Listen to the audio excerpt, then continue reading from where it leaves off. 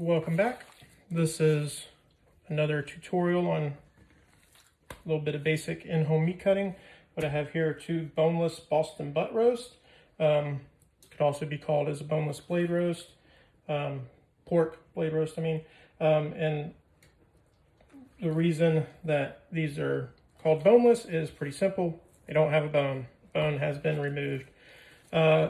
If you were wanting to smoke a Boston butt, I would not recommend boneless, but if you're just wanting to do any sort of crock pot or Dutch oven or regular oven cooking method, or you're wanting to cut it into steaks for putting on the grill, boneless is the perfect way to go. So you really only need that bone if you're wanting to cook something out on a smoker grill. So to do this, I have my butcher's twine, my butcher knife, just a paring knife that I'm makeshifting into a trim knife, and my sharpening steel in case I feel like my knife needs to be sharpened. Most of the time when you buy these, they're already trimmed up pretty good, so there's not really a lot that you have to do there. It couldn't be any easier. Some things you could do with these that I'm not going to do because they don't meet my family's needs, but you could do a boneless pork shoulder country rib, and all that really is just a smaller cut to do in a crock pot with barbecue sauce. And you know, I don't really see the use in it, to be honest. If you're wanting to do those, you might as well just do a Boston butt in the crock pot. So what I'm going to do today is I'm going to make 4 different ties on each roast, and then I'm going to cut them in half, and that'll give me a total of 4 roasts to do at any point in time. You can cut them as big or as small as you'd like.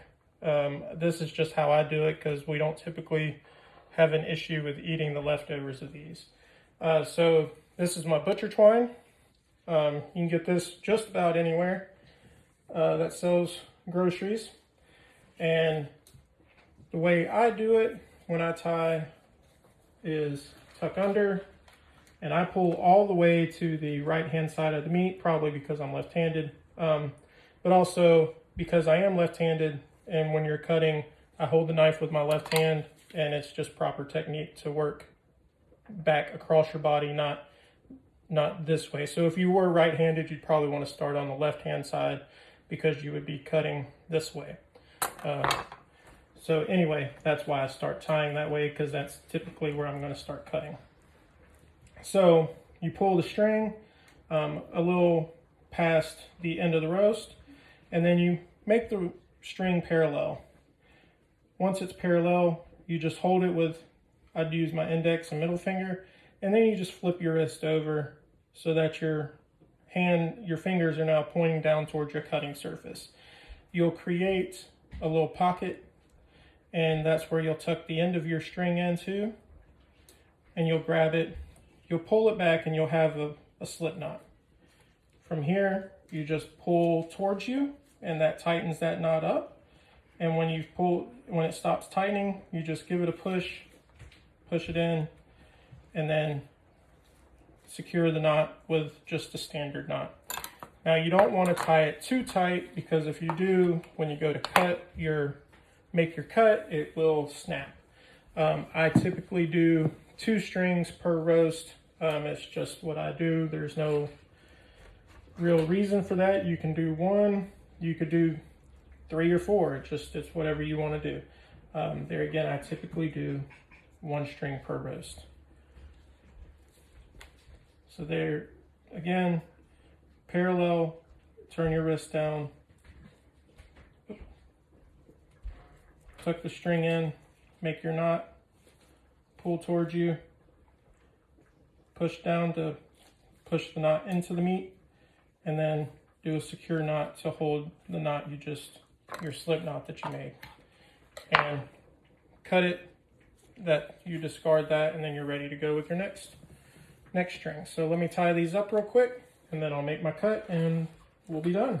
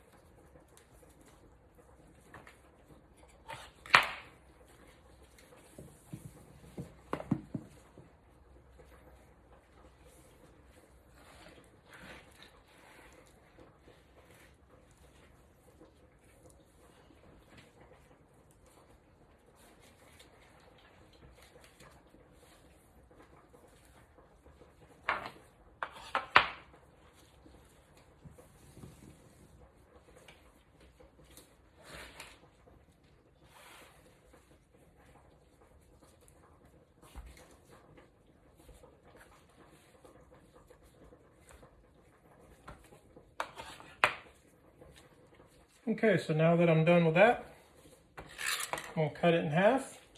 Get this closer to the camera so you can see.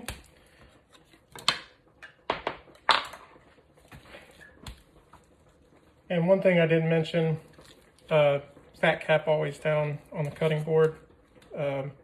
If you're slicing steaks, it's better to slice through the meat and cut the fat last. Anyway, so this is the strongest part of the knife, the curve. That's the part we're going to go for. We're going to cut all the way down to our cutting board, and we'll make a couple of other cuts, and then we'll pull back to create a nice clean cut. So you want to be gentle.